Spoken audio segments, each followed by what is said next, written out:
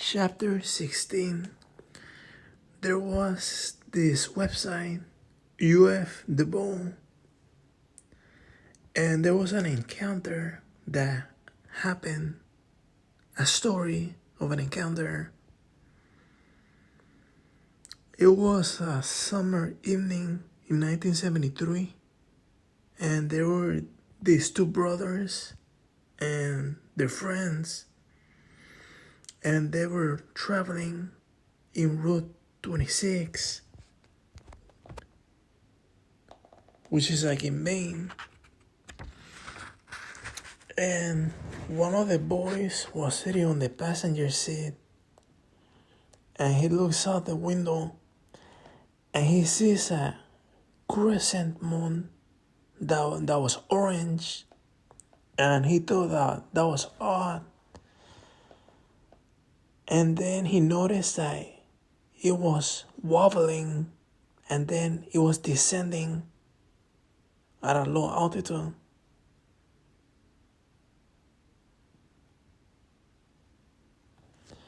And they just kept driving, like he told his brother about it. And they just kept driving. And they noticed that the light was descending.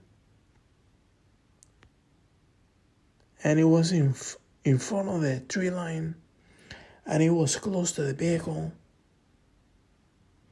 And the boys got scared. And they were trying to evade the light. And then all of a sudden, like they were traveling in a busy road, and they noticed that all the traffic stopped, and that the sun had gone down like really fast. And they were looking at the stars, and they were like huge. And that area had a lot of cricket sounds, but they could hear nothing. They were like kind of like in a vacuum bottle.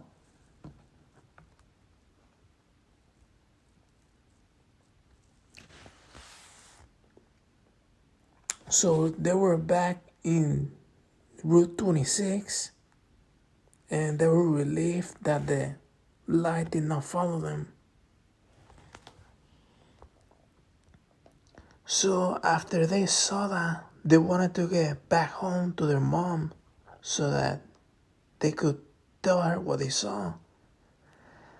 But as they rounded a bend, they saw an apple orchard, and the light was just hovering right there. And then they slammed the brakes, and the light dimmed slightly, and they could see that there was like a UFO that was big and brown, and it could like lit up orange. And they were just terrified. And one of the boys got out of the car, and he was saying, "Let's get out of here. Let's get out of here." And the other boy just remember asking, "What happened? What happened?" Eventually the UFO vanished, but the boys didn't realize it immediately. They were in a type of hypnotic state, and they just stared at each other for a moment, and then they started the car. So they just got back on the road and started driving. And they were looking at the sky, and it seemed to be getting brighter. And the sun was rising. They checked the time, and they found that many hours had passed. It was now morning, but they felt like only an hour had passed. Then they began realizing that they were abducted. They went to the police station, and the police saw that the boys were bruised, battered, and scared. But the police could not confirm the abduction story. They took their statements and they did not investigate further. Then the boys went to the hospital and they were weak and complained of a burning feeling in their lungs.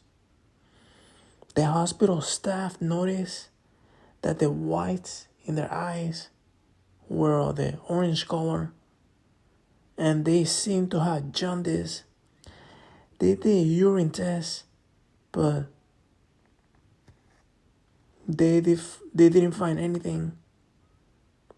When the doctors checked the boys, they realized that one of the boys was 5'9", and the boy said that there has to be some type of mistake because he was 5'10", and he asked the nurse to take his height again because he was 5'10".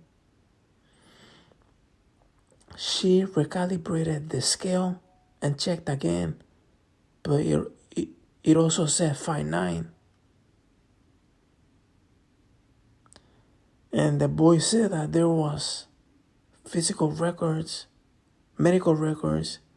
saying that he was 5'10", so there had to be something wrong.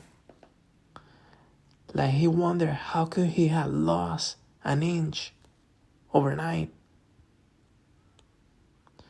The boys were beat and they were like bruised and battered, but they were in good health. The burning sensation in their lungs went away. They went to their mother and she was upset that they were out all night and that they didn't call her. The brothers tried to explain what happened, but she wouldn't believe them. She scolded them, but she realized how scared the boys were. She saw the bruises on their arms and faces and the discolored eyes, and she maybe was beginning to accept that something had happened to them. And she also noticed that the boys shrank in height. Years later, on the website UFDBO, one of the boys disclosed that was not the first otherworldly experience that he had experienced, that he regularly saw lights in the sky, and that he experienced usual paranormal activity.